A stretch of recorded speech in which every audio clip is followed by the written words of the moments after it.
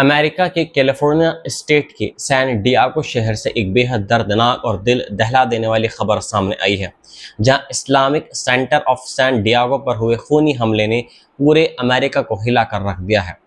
इस हमले में अब 3 मुस्लिम लोगों की मौत की पूरी तरीके से तस्दीक हो चुकी है, जबकि 2 टीनेज गनमैन ने हमला करने के बाद खुद को भी गोली मार ली। अमेरिकी पुलिस इस पूरे मामले को पॉसिबल हेट क्राइम यानी नफरत से प्रेरित हमला मानकर जांच कर रही है। ये हमला ऐसे समय में हुआ है जब पूरी मुस्लिम दुनिया ईद उल अज़हा और हज पिलग्रिमेज की तैयारियों में जुटी हुई है, और इसी वजह से मुस्लिम समुदाय में डर और गुस्सा दोनों तेजी से बढ़ रहे हैं। मॉस्क ऑफिशियल्स ने मंगलवार को बताया कि इस हमले में जान गंवाने वाले 2 और लोगों की पहचान मंसूर खजिया और नदर अवध के रूप में हुई है, जबकि इससे पहले सिक्योरिटी गार्ड अमीन अब्दुल्ला की मौत की पुष्टि हो चुकी थी। इस्लामिक सेंटर के बोर्ड चेयरमैन अहमद शबेक ने बताया कि ये तीनों लोग हमलावरों को रोकने की कोशिश कर रहे थे, और अगर उन्होंने बहादुरी ना दिखाई होती तो मरने वालों की संख्या कहीं ज़्यादा हो सकती थी। बताया गया है कि मंसूर खजिया ने गोलीबारी शुरू होते ही सबसे पहले पुलिस को फ़ोन किया था, लेकिन कुछ ही देर के बाद में उनकी हत्या कर दी गई। अहमद शबैक के मुताबिक मंसूर खजिया 1980 के दशक से मस्जिद के साथ जुड़े हुए थे, और मस्जिद के कंस्ट्रक्शन के समय से वे यहाँ पर काम कर रहे थे।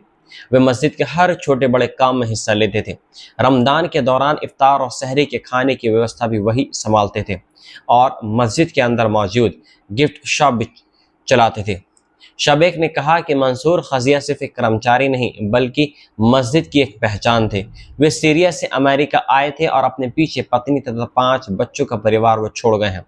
दूसरी तरफ नादिर अवध मस्जिद के सामने ही रहते थे, और जैसे ही उन्होंने गोलियों की आवाज़ सुनी वे लोगों की मदद करने के लिए मस्जिद की तरफ दौड़ पड़े थे।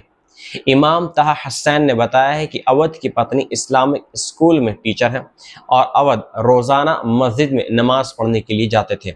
पुलिस के मुताबिक इन 3 लोगों ने अपनी जान दांव पर लगाकर सैकड़ों लोगों की जिंदगी बचाई और अपने आप को भी निछावर कर दिया है। San Diego police chief Scott Wahl ने बताया कि मस्जिद के अंदर उस समय लगभग 140 बच्चे मौजूद थे, और अगर हमलावर अंदर तक पहुंच जाते तो बहुत बड़ा जेनोसाइड हो सकता था।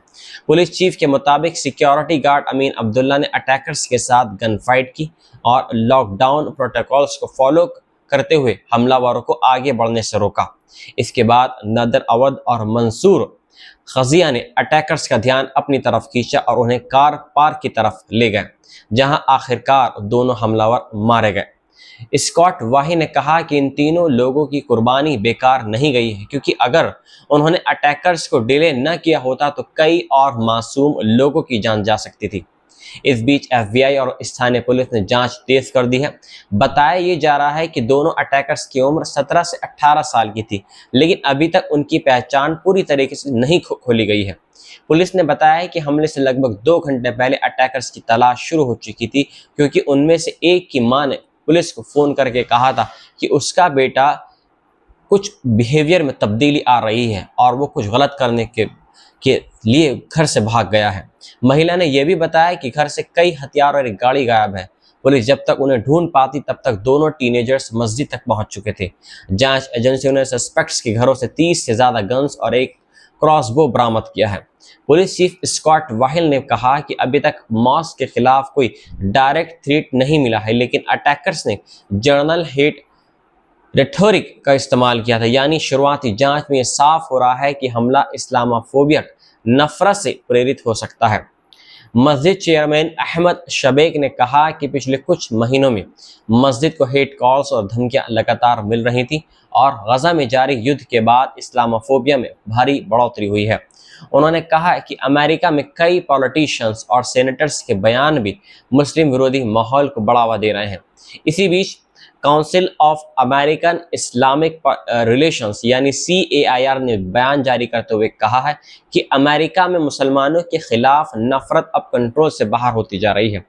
CAIR ने कहा कि किसी अमेरिकी मस्जिद पर ऐसा हमला होना जितना दर्दनाक है उतना ही प्रेडिक्टेबल भी था, क्योंकि पिछले कई महीनों से एंटी मुस्लिम हेट लगातार बढ़ रही थी। मस्जिद ऑफिशियल्स ने कहा कि उन्होंने सुरक्षा के लिए कई इंतजाम किए थे, लेकिन किसी ने नहीं सोचा था कि हमला इतना खतरनाक होगा। अहमद शबैक ने कहा कि राहत जताई है कि हमला फ्राइडे प्रेयर्स के दौरान नहीं हुआ, क्योंकि उस समय मस्जिद में हज़ारों लोग मौजूद रहते हैं। उन्होंने बताया कि हमले से कुछ ही मिनट पहले एक कॉलेज क्लास भी मस्जिद से निकल चुकी थी, वरना स्थिति और भयानक हो सकती थी। इस दर्दनाक घटना के बाद पूरे अमेरिका से सपोर्ट मैसेजेस आने शुरू हो गए हैं। विक्टिम्स के परिवारों की मदद के लिए शुरू किए गए फंड रेजिंग कैंपेन्स में लाखों डॉलर जमा हो चुके हैं। मस्जिद द्वारा शुरू किए गए फंड रेजर्स में एक दिन के अंदर लगभग 5 लाख डॉलर जमा हो गए, जबकि CAIR सैन डियागो द्वारा अमीन अब्दुल्ला के परिवार के लिए शुरू किए गए फंड रेजर्स में से 20 लाख डॉलर से ज़्यादा की राशि जुट चुकी है। मुस्लिम कम्युनिटी का कहना है कि ये तीनों लोग सिर्फ विक्टिम्स नहीं बल्कि हीरोज़ हैं, जिन्होंने अपनी जान देकर बच्चे और परिवारों को बचाया है। अब पूरे अमेरिका में इस घटना को लेकर बहस छिड़ गई कि आखिर कब तक धार्मिक नफरत और इस्लामोफोबिया के कारण निर्दोष लोगों की जान ऐसे ही जाती रहेगी। सैन डियागो मस्जिद शूटिंग ने एक बार फिर ये सवाल खड़ा कर दिया है कि क्या अमेरिका में मुस्लिम समुदाय सुरक्षित है या नहीं।